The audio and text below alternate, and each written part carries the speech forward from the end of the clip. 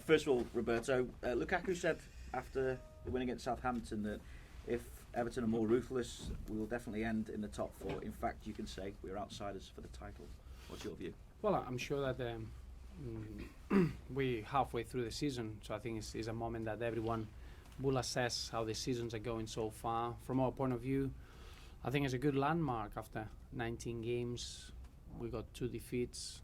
We've been really consistent. We've been able to get points against the top sides. We've been able to get points against the teams that they're fighting already to get points on a weekly basis. So it's been a really good first half of the season, and we are in 4th position in the table. So it's something that we know that the 37 points that we had is not just through overachieving or being fortunate. I think if anything is the opposite. We felt that some of the draws deserve more than that. So we got a clear direction of what we have to do in the second half of the season, and I don't think we fulfill our potential. I think the group is excited once more. We want to push each other to try to even get more points in the second half of the season. So it's an exciting position to be in. Given then that only Manchester City have taken more points off the top sides than yourselves, what would you say your targets are now? Well, exactly the same. I think what it shows that Manchester City they've been sensational with their home form. Obviously, in the second half of the season, they're gonna have to visit all the top sides away from home. Apart from Chelsea, all the different teams, you're gonna have different challenges. So I think it's still very much open to what you can do in the second half of the season. Remember that the league campaign is a demanding road, and all we've seen now is how the first half is worked out, and I think that's just given a clear indication that the league is very much open, that the margins are very, very small, and you need to work internally to try to be as strong as you can be, and that's why we are really excited. We got some youngsters that they've taken that responsibility quicker than I expected, and that fills me with real excitement going into the second half of the season. I suppose you can see how quickly the threat can come from below you as well. The fact that United and Spurs are close to within 3 points as well just shows how tight it is for those. Of course, spots. Yeah, and I think that's gonna make it even a harder second half of the season. Remember that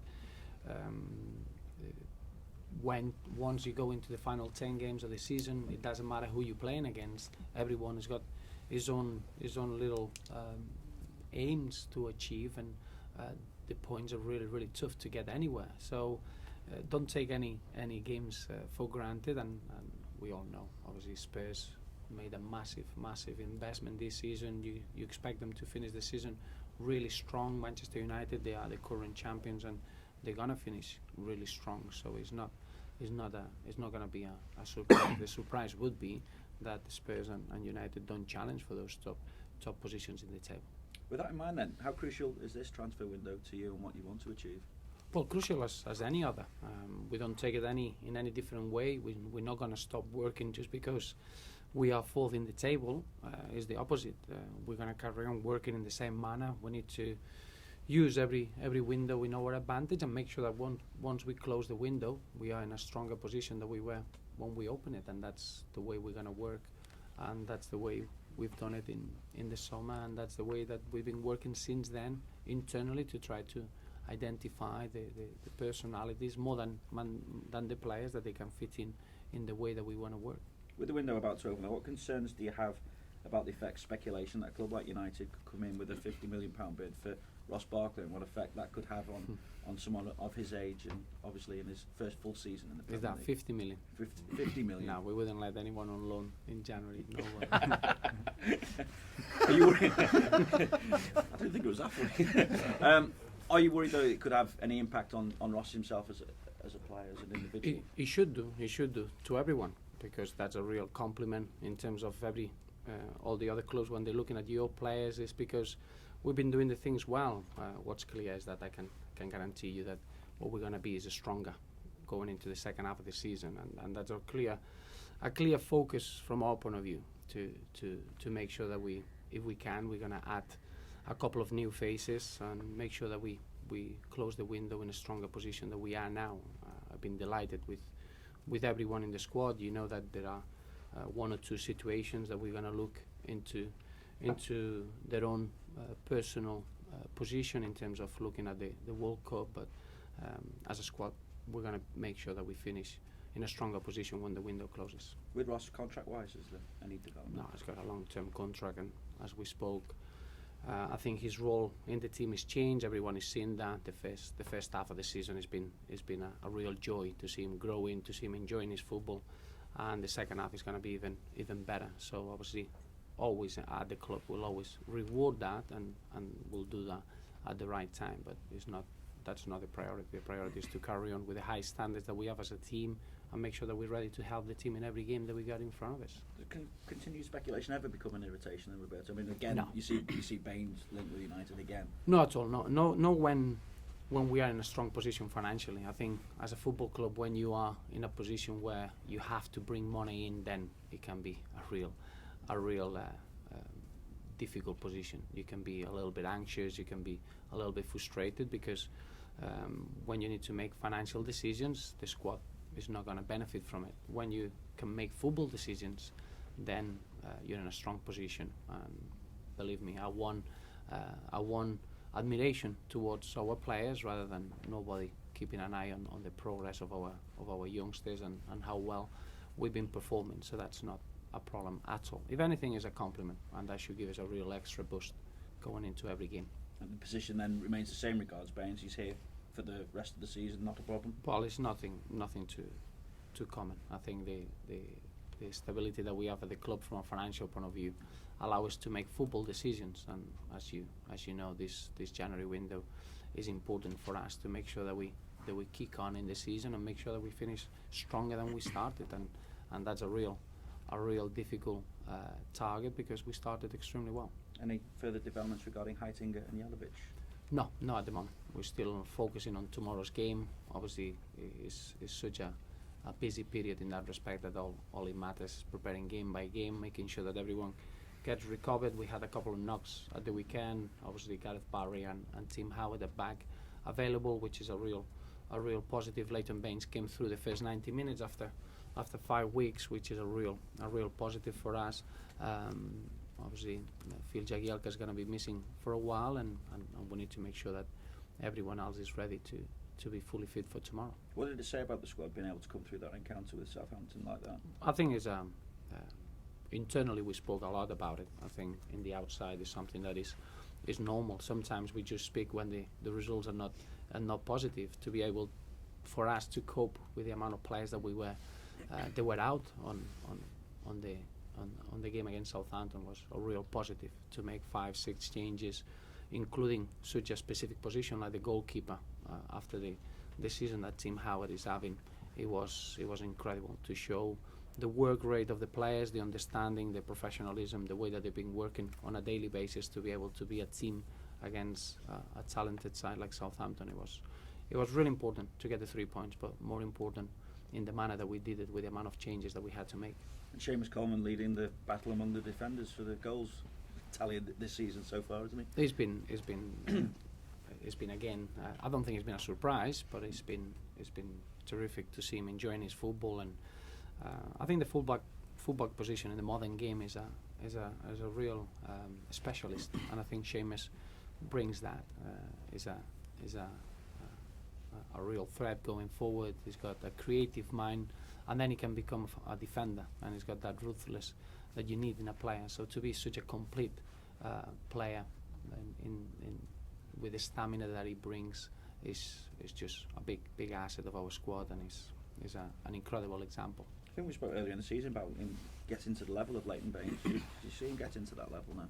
Well, I think it's shown that he's been performing at the level of the best right backs in not just in the league, in European football, but he's still a very young man in terms of football terms. He was a late developer, if you want, or a late arriver, and I think we're still seeing signs that it can go into this sort of level consistently for many years to come. So as you can imagine, he's got a great challenge in front of him.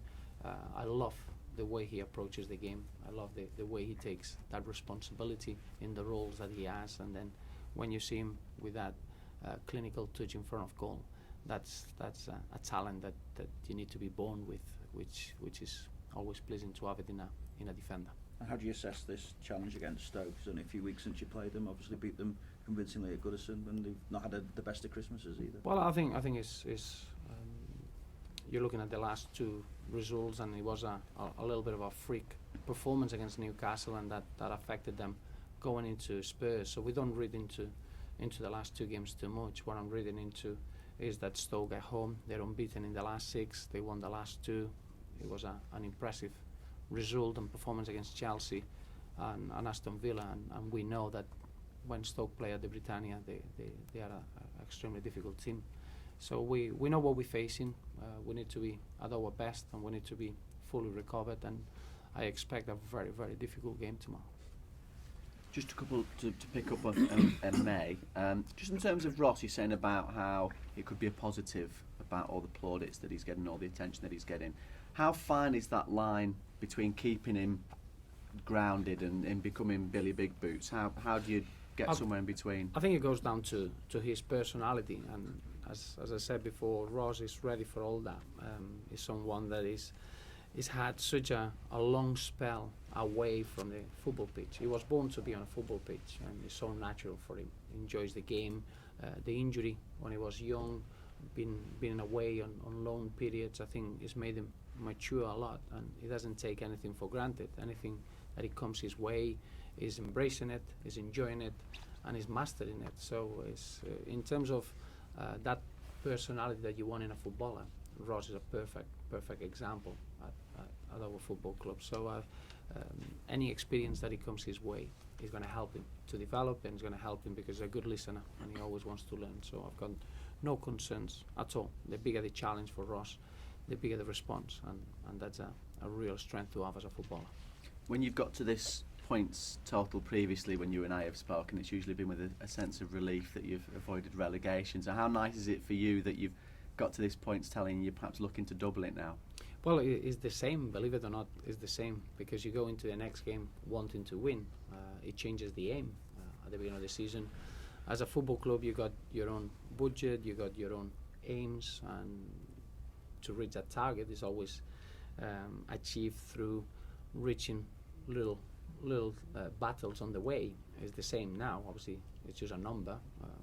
We haven't achieved what we wanted to achieve. We were never set out to get 40 points. What we were set out is to fulfill the potential of the squad and making sure that we go anywhere in the league and be ourselves, and we are on the way of doing that. But the most exciting part of it is still to come, which is the second half of the season. But you can imagine that the demands and the desire to want to win games is exactly the same. So it's very, very similar. It's the pressure you put in yourself and in the team, and we got that. And as far as this January window is concerned, we've spoken to some managers who've said that other departments deal with how transfers work and who's coming in and who's not coming in. So how much of a role do you play in that, and how close is the potential for someone coming in? Are you poised with a checkbook or a loan book, however it works for someone? We are very, very much fortunate in that respect. We are a traditional football club. The finances and the football were linked, but the football decisions come from myself. The big help that I have is that we work extremely close with the chairman, the chief exec, and obviously the recruitment department, and there's a lot of people involved. But we're in a very, very good position when the football decision can be the reason that you make changes in a January window. The problem as a football club is when finances force you to make decisions that from a football point of view probably are not the correct ones for the good of the squad. Whatever's going to happen in January, I can guarantee you that is to strengthening the squad, to strengthening the football club, and making sure that we are all stronger going into the second half of the season. And just finally, how difficult a decision is the Joel Robles, Tim Howard choice that you'll have to make? No, it's not a difficult decision at all. I'm delighted having Tim and having Joel. We couldn't be happier. The goalkeeping area is a specific one, and it's very, very important that over the course of the season you got enough quality, enough experience, enough energy to do that role. And with those two keepers, we are in very safe hands. The team has been magnificent this season. Joel he's been ready and he's been working extremely hard. So whoever's on the pitch is someone that he can carry the job that we expect from our goalkeeper. Can you tell us who it will be? You'll have to wait until tomorrow. Fair enough, thank you. Roberto, you've spoken of the strong financial position the club is in. Does that mean you're confident you can resist any bid that comes in? And have you had Yes, assurances from the chairman to that extent? absolutely. Yeah, no even a doubt of it. I said it many times that in football you can't fight the trend of the game, but what you can dictate as a football club is the timing, and everything that you do should be for the good of the football club. So we've done it before. Everything that it happens, it needs to be to improve the squad, to give it a longer term in terms of the strategy of the youth of the players, the blend that you've got with experience in the squad, and that's based in football decisions. So I can guarantee you that that's going to be the case in January, 100%. And just fun for me, we spoke earlier about Romelu talking about possible title contenders. Are you happy for players to be thinking and even talking about that? Because some minds don't like mention of title or certain targets, but are you happy for players to talk about being title contenders? Well, I think it's something natural. I think when you're a footballer and you face the opposition and you're involved in a league and you come off the pitch and you feel satisfied with the players around you and the way you work as a team, it's only natural that you get that forward thinking, if you want. When you are 5 points from the top halfway through the season, why not? You should have in football. You should always have a big aspiration. You should always have a big dream, and in the same way, you should have a real humble approach about your work and work as hard as you can and trying to improve on a daily basis. And I can guarantee you that that's the theme in the squad. We got a perfect blend. The work rate is incredible. The way that we want to develop and the way that we want to listen is quite remarkable. So you need to have a dream and you need to have a long-term aspiration, and I think that's really positive.